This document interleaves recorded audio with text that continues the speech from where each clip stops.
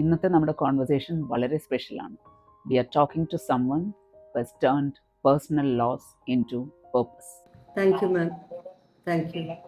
ഞങ്ങളോട് മിനിനെ കുറിച്ചൊന്ന് പറയാമോ? ഞാൻ സ്പെഷ്യൽ എഡ്യൂക്കേറ്റർ ആൻഡ് റെമഡിയൽ ട്രെയിനറാണ്.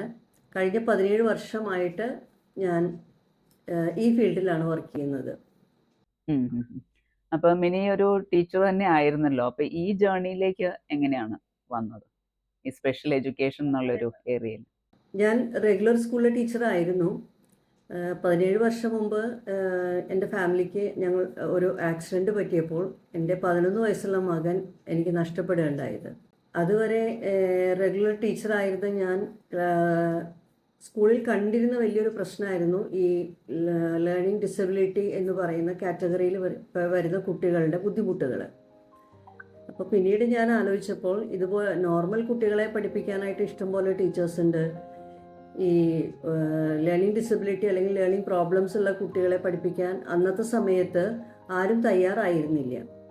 അപ്പോൾ ഞാൻ ആലോചിച്ചപ്പോൾ വിചാരിച്ചു, ഇനി എൻ്റെ ലൈഫ് ഇതുപോലെയുള്ള കുട്ടികൾക്ക് വേണ്ടി മാറ്റിവെക്കാമെന്ന് തീരുമാനിച്ചിട്ടാണ് ഞാൻ ഈ ഫീൽഡിലേക്ക് എത്തിയത്.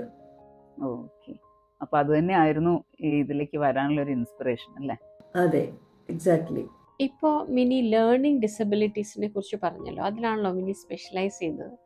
അപ്പോൾ എന്ത് തരം ലേണിംഗ് ഡിസബിലിറ്റീസ് ഒക്കെയാണ് മിനി ഡീൽ ചെയ്യുന്നത്? അത് ലേണിംഗ് ഡിസബിലിറ്റി എന്ന് പറയുന്ന ഒരു കുട്ടികളുടെ ഒരു വലിയൊരു പ്രശ്നം ആണ്.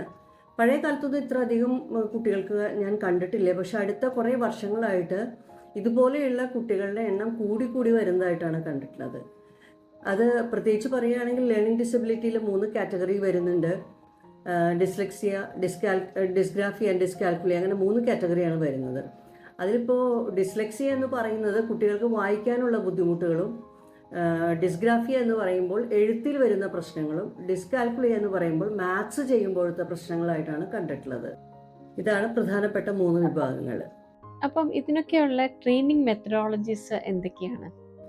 അത് നമുക്ക് പലതരം മെത്തേഡുകൾ ഉപയോഗിച്ചിട്ട് നമുക്ക് അവരെ ട്രെയിൻ ചെയ്യാം. കണ്ടിന്യൂസ് ആയിട്ടുള്ള ട്രെയിനിങ് ആണ് അവർക്ക് വേണ്ടത്. അവർ ശരിക്കും പറഞ്ഞാൽ ലേണിംഗ് ഡിസബിലിറ്റി ഉള്ള കുട്ടികൾ ഒരിക്കലും വീക്കല്ല, അവർ ഡിഫറെൻറ്റ് ലേണേഴ്സാണ് ആക്ച്വലി. അല്ലാതെ അവർക്കൊരു പ്രത്യേക ഒരു പ്രശ്നമായിട്ട് നമുക്ക് പറയാൻ പറ്റില്ല. അപ്പോൾ ഈ ശരിയായിട്ടുള്ള ട്രെയിനിങ് കൊടുത്തു കഴിഞ്ഞാൽ ഈ ഡിസബിലിറ്റീസ് ഒക്കെ മാറ്റിയെടുക്കാവുന്നതാണ്? തീർച്ചയായിട്ടും മാം, കണ്ടിന്യൂസ് ട്രെയിനിങ് വേണമെന്ന് മാത്രം. അതായത് ഒരു പെർട്ടിക്കുലർ ടൈം പീരീഡ് നമുക്ക് പറയാൻ പറ്റില്ല. അതായത് ഈ കുട്ടീനെ 10 ദിവസത്തിനുള്ളിൽ റെഡിയാക്കി എടുക്കാം, അല്ലെങ്കിൽ 1 മാസത്തിനുള്ളിൽ റെഡിയാക്കി എടുക്കാം എന്നുള്ളൊരു ടൈം ലിമിറ്റ് നമുക്ക് പറയാൻ പറ്റില്ല. It will take time. പക്ഷേ എന്നിരുന്നാലും 85 to 90% കുട്ടികൾക്കും നമുക്ക് ഇത് ട്രെയിനിങ്ങിലൂടെ മാറ്റിയെടുക്കാനായിട്ട് സാധിക്കും. ഏത് ഏജ് ഗ്രൂപ്പിലുള്ള കുട്ടികളെയാണ് പൊതുവെ ഇങ്ങനെ ട്രെയിൻ ചെയ്യാൻ പറ്റുക? അത് KG ക്ലാസ് മുതൽ ഞാൻ ആക്ച്വലി +2 വരെയുള്ള കുട്ടികളെ ഞാൻ ട്രെയിനിങ് കൊടുക്കുന്നുണ്ട്. അപ്പോൾ മിനിക്ക് ഒരു ഫിസിക്കൽ സ്പേസ് ഉണ്ടല്ലോ, അപ്പോൾ അത് കൂടാതെ ഓൺലൈൻ മോഡിലും ഈ ട്രെയിനിങ്സ് നടത്തുന്നുണ്ടോ? ഓഫ്ലൈൻ മോഡിലായിരുന്നു ആദ്യം മുതൽ ഞാൻ ചെയ്തുകൊണ്ടിരുന്നത്. പക്ഷേ പിന്നീട് നമ്മളുടെ കോവിഡ് വന്നപ്പോഴാണല്ലോ നമുക്ക് ഓൺലൈനിൽ കൂടുതൽ ഇതായത്. സ്കൂളുകളിലൊക്കെ ഓൺലൈനിലേക്ക് മാറി. പിന്നെ നമ്മളുടെ സ്കൂളുകളൊക്കെ അടച്ചിടേണ്ട അവസ്ഥ വന്നു കഴിഞ്ഞപ്പോൾ ഞാനും ഓൺലൈനിലേക്ക് മാറിയത് അങ്ങനെയാണ്. ഇപ്പോൾ ഓൺലൈനും എടുക്കുന്നുണ്ട്, ഓഫ്ലൈനും എടുക്കുന്നുണ്ട്. അപ്പോൾ കോവിഡ് ഒരു നല്ല ഓപ്പർച്യൂണിറ്റിയാണ് തന്നത് അല്ലേ? അതെ, ഓൺലൈനിൽ കോവിഡ് വന്നതിന് ശേഷം എല്ലാം നമ്മൾ ഓൺലൈനിലേക്ക് മാറിയല്ലോ. അതുകൊണ്ട് ദൂരെ ഇരിക്കുന്ന കുട്ടികളെ നമുക്ക് ഇവിടെ ഇരുന്നു കൊണ്ട് മാറ്റിയെടുക്കാൻ പറ്റും എന്നുള്ള വലിയൊരു കാര്യം തന്നെയാണ് ആ കാലത്ത് സംഭവിച്ചിട്ടുള്ളത്. അപ്പം മിനിയുടെ ഇത്ര നാളത്തെ എക്സ്പീരിയൻസും ഉണ്ട്, ഇപ്പം ഇത്രയൊക്കെ കുട്ടികളെ you have brought about change അല്ലേ? അപ്പം എന്തെങ്കിലും ഒരു പ്രത്യേക രീതിയിലുള്ള ടീച്ചിങ്ങോ എന്തെങ്കിലും യുണീക്ക് മെത്തേഡ്സ് മിനി യൂസ് ചെയ്യുന്നു? തീർച്ചയായിട്ടും മാം. അതായത് എൻ്റെ ഒരു ജേർണി എന്ന് പറഞ്ഞു കഴിഞ്ഞാൽ കഴിഞ്ഞ 17 വർഷമായിട്ട് ഞാൻ കുട്ടികളിൽ കണ്ടുവന്നിരുന്ന ഒരു കാര്യം എന്ന് പറഞ്ഞു കഴിഞ്ഞാൽ പല കുട്ടികളുടെയും പ്രശ്നങ്ങൾ പല രീതിയിലുള്ളതാണ്. ചില കുട്ടികൾക്ക് ലാംഗ്വേജ് മാത്രമാണ് പ്രശ്നം ഉണ്ടാവുക, ചില കുട്ടികൾക്ക് മാത്സ് ചെയ്യാനായിരിക്കും ബുദ്ധിമുട്ടുണ്ടാവുക, ചിലവരുടെ ലേണിംഗ് ഡിസബിലിറ്റി എന്ന് പറയുന്നത് എഴുതുമ്പോഴാണ് സംഭവിക്കുന്നത്, ചില കുട്ടികൾക്ക് വായനയിൽ സംഭവിക്കുന്നു. അപ്പോൾ ഇങ്ങനെ പല പല പ്രശ്നങ്ങൾ കണ്ടു കഴിഞ്ഞപ്പോൾ ഞാൻ വളരെയധികം റിസർച്ച് ചെയ്തിട്ട് ഞാൻ എൻ്റേതായിട്ടുള്ള ഒരു മെത്തേഡ് അല്ലെങ്കിൽ ഒരു സിസ്റ്റം ഞാൻ ഉണ്ടാക്കിയെടുത്തു. അതായത് എല്ലാ കുട്ടികൾക്കെയും അങ്ങനെയാണെങ്കിൽ അങ്ങനെ വന്നു കഴിഞ്ഞപ്പോൾ എനിക്ക് ഒരുപാട് കുട്ടികളെ എനിക്ക് കറക്റ്റ് ചെയ്യാനായിട്ട് എനിക്ക് ഈ മെത്തേഡിലൂടെ സാധിച്ചിട്ടുണ്ട്.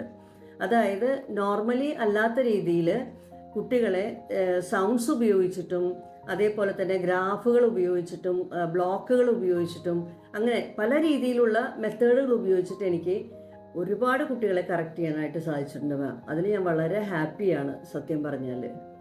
ഓക്കെ. അപ്പൊ ശരിക്കും ഓരോ ടൈപ്പ് പ്രോബ്ലംസ് ഉള്ള പിള്ളേർക്ക് മിനി ഡിഫറെന്റ് അപ്രോച്ചസ് വെച്ചിട്ട് മിനിയുടെ തന്നെ ഒരു സിസ്റ്റം അവർക്ക് കസ്റ്റമൈസ് ചെയ്തുണ്ടാക്കിയിട്ടുണ്ട് അല്ലേ? അതെ അതെ, അതായത് എവറി ചൈൽഡ് ഈസ് ഡിഫറെൻ്റ് അല്ലേ. നമുക്ക് നമ്മളിപ്പോൾ എല്ലാ കുട്ടികളും ഒരുപോലെയായിട്ട് നമുക്ക് കാണാൻ പറ്റില്ലല്ലോ. അപ്പോൾ സത്യം പറഞ്ഞു കഴിഞ്ഞാൽ ഇപ്പോൾ നമ്മളുടെ വീട്ടിൽ തന്നെ നമ്മൾ 5 കുട്ടികളുണ്ടെങ്കിൽ 5 കുട്ടികളും 5 വ്യത്യസ്ത രീതിയിലല്ലേ പഠിക്കുന്നത്. അപ്പോൾ നമ്മൾ പല ഫാമിലിയിൽ നിന്ന് വരുന്ന കുട്ടികളാകുമ്പോൾ വളരെയധികം ഡിഫറൻസ് അവർ തമ്മിലുണ്ട്. അപ്പോൾ ഓരോ കുട്ടിയും യുണീക്കാണ്. അപ്പോൾ അവർക്ക് കൊടുക്കേണ്ട മെത്തേഡും അതുപോലെ തന്നെ ആയിരിക്കണം. അങ്ങനെയാണ് ഞാൻ റിസർച്ച് ചെയ്തിട്ട് ഞാനൊരു സിസ്റ്റം ഉണ്ടാക്കിയെടുത്തത്. So how do you assess the child വരുമ്പോൾ അതിനെന്തെങ്കിലും അസസ്മെന്റിലൂടെ പോയിട്ടായിരിക്കും മിനി ഇതിലേക്ക് കൊണ്ടുപോകുന്നത് അല്ലേ?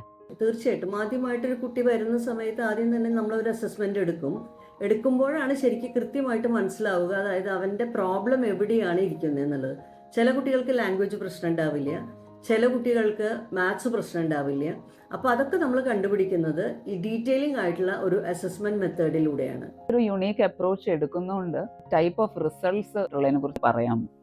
ഒരുപാട് എക്സ്പീരിയൻസുകൾ എനിക്ക് ഉണ്ടായിട്ടുണ്ട് ഈ 17 വർഷത്തിൻ്റെ ഇടയ്ക്ക്. ഒരു അടുത്തുണ്ടായിട്ടുള്ള ഒരു ഇമ്പോർട്ടൻ്റ് ആയിട്ടുള്ള എന്ന് പറഞ്ഞു കഴിഞ്ഞാൽ, ഒരു 10th പഠിക്കുന്ന ഒരു മോൻ എൻ്റെ അടുത്ത് കൊണ്ടുവന്നിരുന്നു. ആ സമയത്ത് ഒരു ഓഗസ്റ്റ് മാസം അവസാനമാണ് അവനെ കൊണ്ടുവന്നിട്ടുണ്ടായിരുന്നത്.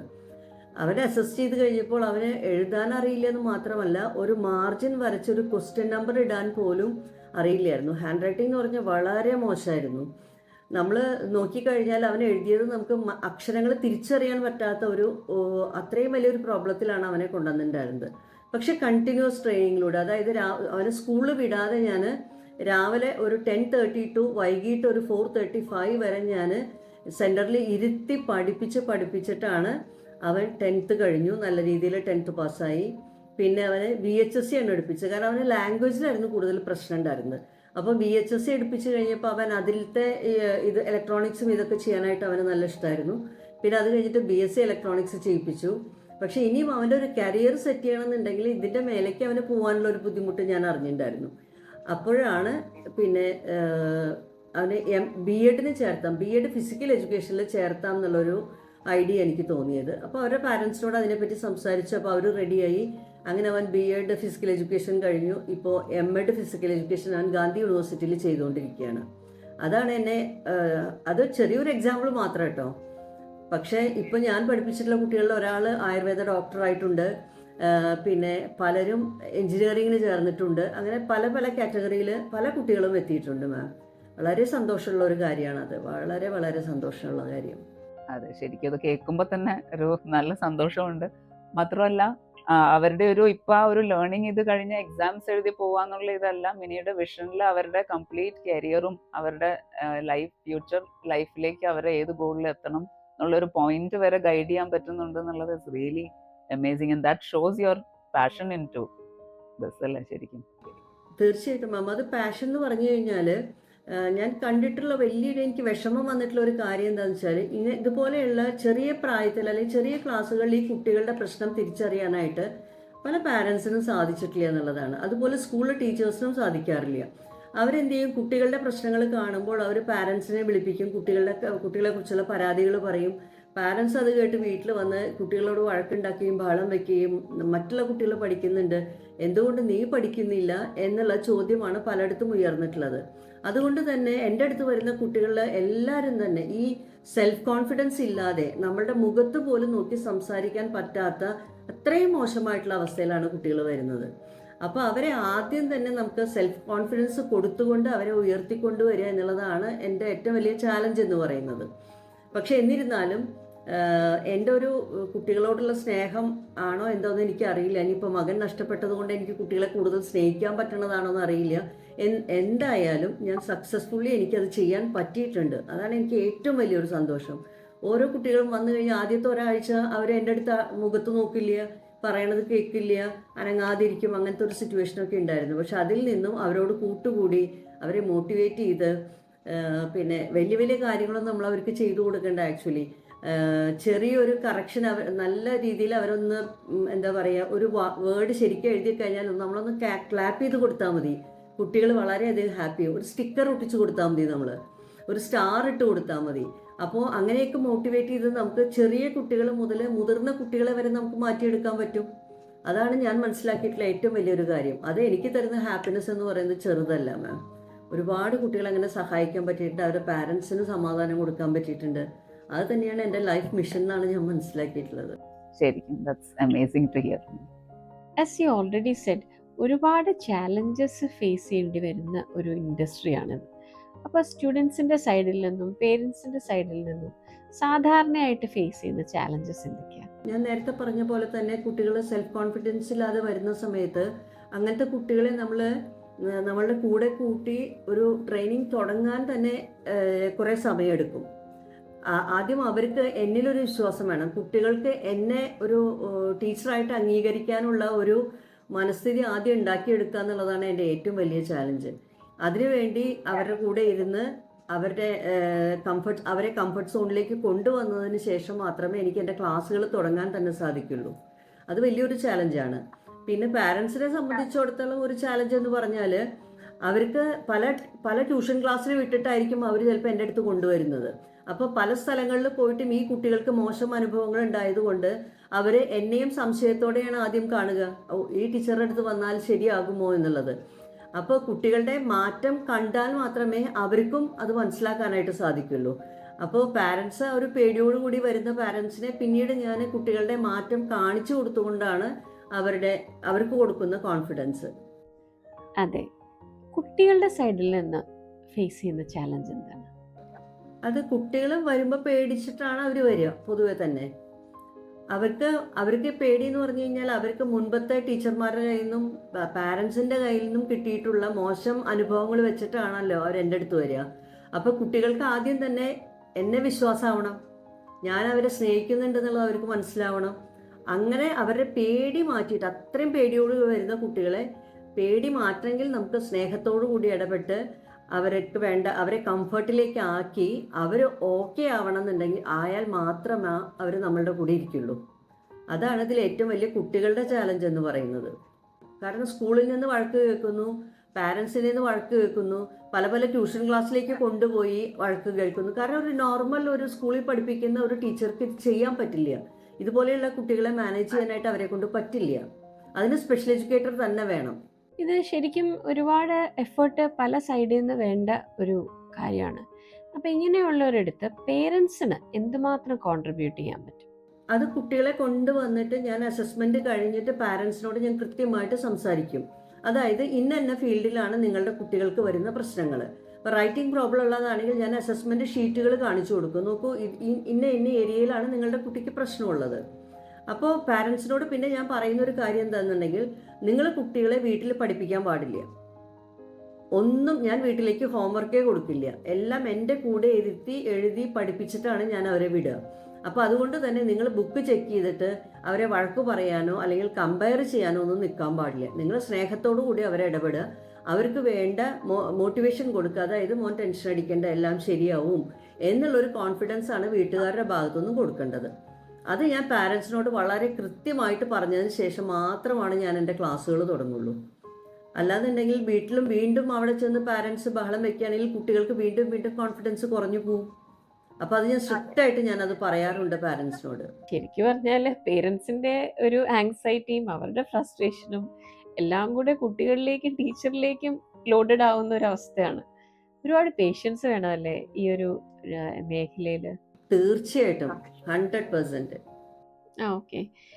മിനിക്ക് ഇപ്പം ഞങ്ങൾ ഇത്രയും മിനിയെ കേട്ടതെന്ന് മിനിക്ക് ഇതൊരു ഭയങ്കര സന്തോഷം, ഇതൊരു പാഷനാണല്ലേ മിനിയുടെ? ഷുവർ, 100%. ഓക്കെ. സോ അതിന് ഒരുപാട് സന്തോഷം ഞങ്ങൾക്ക് കാണാൻ പറ്റുന്നുണ്ട് മിനിയുടെ ഒരു സംസാരത്തിലും. മിനിയോട് ഇതിനു മുമ്പേ ഞങ്ങൾ ഇതിനെക്കുറിച്ച് സംസാരിച്ചപ്പോഴൊക്കെ വളരെ പാഷനേറ്റ് ആയിട്ടാണ് ഫീൽ ചെയ്തിരിക്കുന്നത്. അപ്പോൾ ഈ ഒരു ജേർണിയിൽ കുറേ ഹാപ്പി മൊമെന്റ്സ് എന്ന് പറയാനായിട്ട് മിനിക്ക് എന്തെങ്കിലും ഷെയർ ചെയ്യാനുണ്ടോ ഓഡിയൻസിനോട്? തീർച്ചയായിട്ടും മാം, ഒരുപാട് സന്തോഷമുള്ള, അതായത് ശരിക്കും പറഞ്ഞു കഴിഞ്ഞാൽ ലേണിംഗ് ഡിസബിലിറ്റി ഉള്ള കുട്ടികൾ എന്ന് പറഞ്ഞു കഴിഞ്ഞാൽ അവരൊരിക്കലും വീക്കായിട്ടുള്ള കുട്ടികളല്ല. അവരുടെ IQ അവർക്ക് കുറവില്ല, അവർക്ക് ബുദ്ധി കുറവില്ല. അവർ ശരിക്കും പറഞ്ഞാൽ ഡിഫറെൻറ്റ് ലേണേഴ്സ് ആണെന്ന് മാത്രമേ ഉള്ളൂ. അത് നമ്മൾ മനസ്സിലാക്കി കഴിഞ്ഞാൽ അതിന് വേണ്ട ഹെൽപ്പിംഗ് ഹാൻഡ് നമ്മൾ കൊടുത്തു കഴിഞ്ഞാൽ എല്ലാ കുട്ടികളെയും മിടുക്കന്മാരാക്കി നമുക്ക് മാറ്റാൻ പറ്റും. ഒരാളെ നമുക്ക് മാറ്റി നിർത്തേണ്ട ആവശ്യമില്ല. അതാണ് അതിൽ വേറൊരു കാര്യം എന്ന് പറയുന്നത്. അപ്പോൾ ഇതുപോലെയുള്ള കുട്ടികളെ മാറ്റിയെടുത്ത് അവരുടെ സന്തോഷം കാണുമ്പോൾ, അവരുടെ ഫാമിലിയുടെ സന്തോഷം കാണുമ്പോൾ, അതല്ലേ എനിക്ക് കിട്ടേണ്ട ഏറ്റവും വലിയ ഒരു പ്രസൻറ്റ് എന്ന് പറയുന്നത്. ഞാനത് വളരെയധികം പോസിറ്റീവായിട്ട് എടുക്കുന്ന ഒരാളാണ്. ഞാൻ എന്താ പറയുക, ഓരോ കുട്ടികൾ റെഡിയായി അവർ 10th പാസ്സായി അവരുടെ കരിയർ സെറ്റ് ചെയ്ത് വരുമ്പോൾ എനിക്ക് കിട്ടുന്ന ഒരു സന്തോഷം എന്ന് പറയുന്നത് that I can explain in my words ma'am. അത് ഇറ്റ്സ് വെരി എന്താ പറയുക, it's an awesome experience. Okay Mini, അപ്പം ഈ പോയിന്റിൽ നിന്ന് മിനിയുടെ ഒരു future growth plans or as an entrepreneur എങ്ങനെ ഗ്രോ ചെയ്യാനാണ് മിനി ഉദ്ദേശിക്കുന്നത്? അത് പ്രധാനമായിട്ട് പറയുകയാണെങ്കിൽ ഇപ്പോൾ എൻ്റെ ഈ 17 വർഷത്തിൻ്റെ കരിയറിൽ എനിക്ക് തോന്നുന്ന ഒരു 200 എബവ് കുട്ടികളെ ഞാൻ പഠിപ്പിച്ച് നോർമൽ, അതായത് മെയിൻ സ്ട്രീമിലേക്ക് എത്തിച്ചിട്ടുണ്ട്. പക്ഷെ എന്നിരുന്നാലും ഞാനിപ്പോൾ ചിന്തിക്കുന്നത് എൻ്റെ ഈ ഒരു എൻ്റെ സെൻറ്റർ കുറച്ചും കൂടി ഒന്ന് ഡെവലപ്പ് ചെയ്തെടുക്കുകയാണെങ്കിൽ കൂടുതൽ കുട്ടികളിലേക്ക് എൻ്റെ സർവീസ് എത്തിക്കാനായിട്ട് സാധിക്കും. അതേപോലെ തന്നെ കുറേ പാരൻസിൻ്റെ ടെൻഷൻ കുറയ്ക്കാനായിട്ട് സാധിക്കും. അതിനോടൊപ്പം തന്നെ പിന്നെ ഇതുപോലെയുള്ള മൈൻഡ് സെറ്റുള്ള ആൾക്കാർ ആരെങ്കിലും വർക്ക് ചെയ്യാൻ റെഡിയാണെങ്കിൽ അവരെയും നമുക്ക് കൂട്ടി ഒരുപാട് കുട്ടികളിലേക്ക് ഈ പ്രശ്നങ്ങൾ മാറ്റിയെടുക്കാനായിട്ട് നമുക്ക് ഹെൽപ്പ് ചെയ്യാൻ പറ്റുന്നുള്ളതാണ് ഞാൻ ചിന്തിക്കുന്ന ഒരു കാര്യം.